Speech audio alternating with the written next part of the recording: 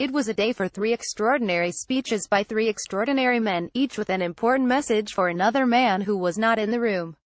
Two former presidents, George W. Bush and Barack Obama, delivered speeches at separate events on Thursday that seemed pointedly aimed at the current president, Donald Trump, while avoiding any mention of his name. That omission was prudent. As we have learned repeatedly, our tough-talking president can be as sensitive as a snowflake to even the mildest criticism of his self-described winning and terrific self. Yet it was in defense of his boss that White House Chief of Staff John Kelly delivered the most poignantly memorable speech of the day.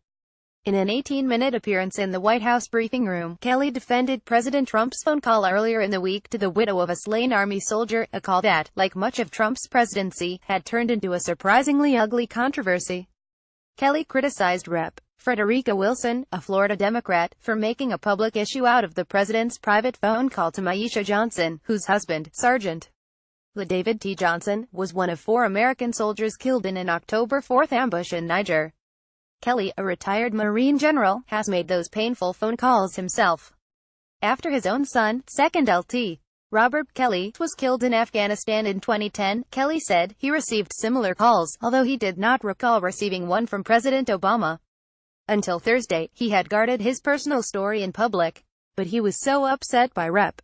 Wilson's appearance on TV news shows, he told reporters that he had to collect his thoughts in a visit to the graves at Arlington National Cemetery. He described Wilson, who was in a car with Johnson's widow when Trump called, as a publicity-seeking opportunist. He also cited her willingness to breach the sacred confidentiality of the president's phone call as evidence of a broader decline in the values of a society that no longer treats women, religion, life or Gold Star families as sacred. Trump fell into hot water after Wilson quoted him as saying basically that, well, I guess he knew what he signed up for. But I guess it still hurt. Kelly put that into a different context. He recalled the military officer who informed him of his son's death and described how he was doing exactly what he wanted to do when he was killed. He knew what he was getting into by joining that 1%.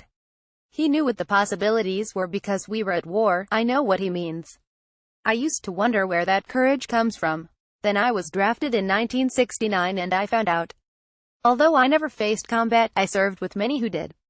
The courage, I soon realized, grows out of devotion not just to one's country but also to the men and women alongside one another. You rely on them to watch your back and they rely on you. Greater love has no man or woman. In that sense, we knew what we signed up for. It is unfortunate that President Trump may not have expressed himself as sensitively as he might have.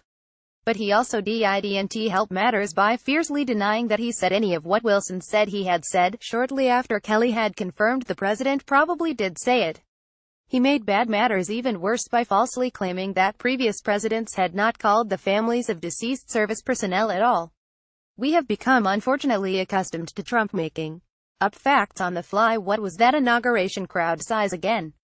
But his verbal flailing sounded particularly callous in the wake of Sergeant Johnson's death, along with his fellow fighters.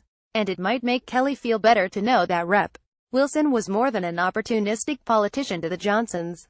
She's been a family friend for decades, according to the Washington Post. The deceased soldier was an alumnus along with his 2 brothers of the 5,000 Role Models of Excellence Project, a mentoring program Wilson started for youths pursuing various careers, including the military. Like his fellow fallen service members, Johnson's story offers a model of courage and sacrifice that should bring Americans together with feelings of pride.